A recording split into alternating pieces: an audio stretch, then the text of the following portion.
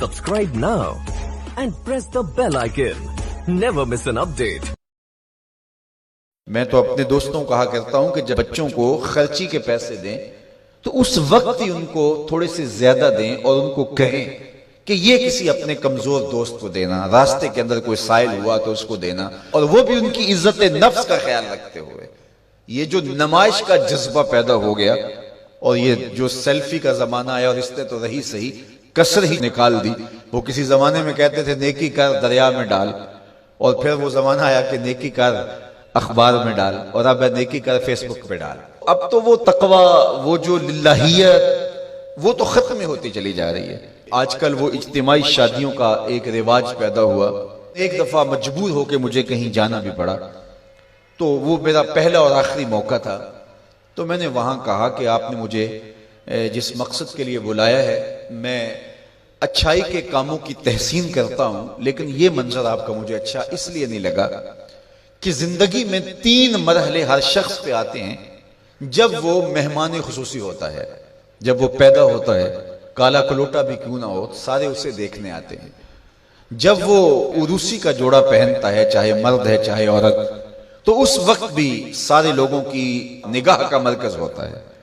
اور تیسرا، جب سفید کفن اوڑھ کے آخری منزل کی طرف چلتا ہے تو سارا شہر کہتا ہے چلو اس کا منہ دیکھائیں۔ بلکہ اس کا یہ پروٹوکول ہے کہ امام کعبہ بھی ہو تو وہ پیچھے کھڑا ہوگا، اس کے جنازے کو آگے رکھا جائے گا۔ یہ اس کا اعزاز ہے، یہ اس کی تکریم ہے۔ وقت کا غوث بھی ہو تو وہ بھی پیچھے کھڑا ہوگا، اس کا جنازہ آگے رکھا جائے گا۔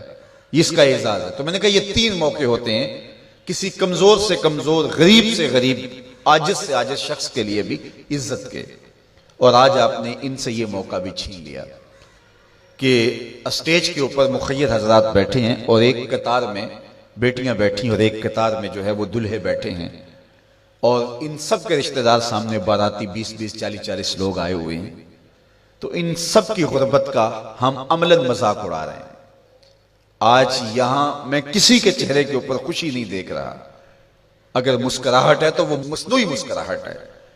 کاش کہ ان کے ماں باپ کے گھروں میں جا کر کے تنہائی کے اندر ان کی مدد کرتے، اور یہ بیٹیاں اپنے گھر سے نکلتی اور ماجرا ہوتا۔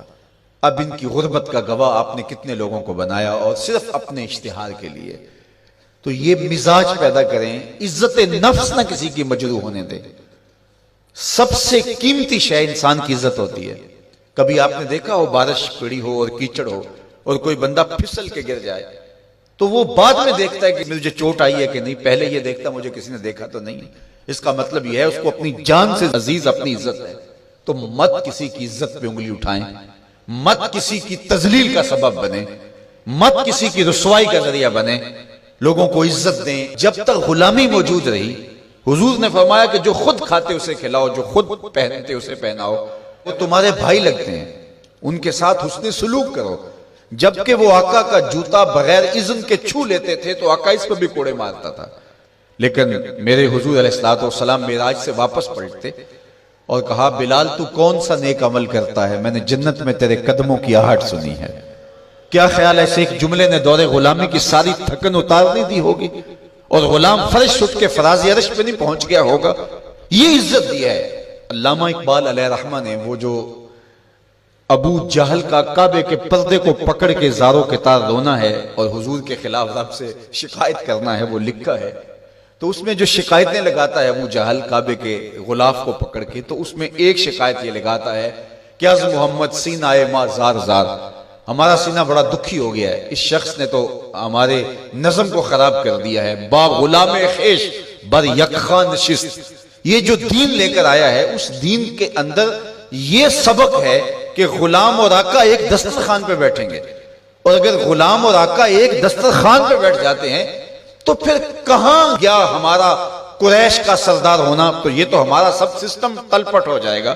لیکن میرے حضور یہ دین لے کر آئے تھے، انسان کی بنیادی عزت کو بحال کرنا تھا۔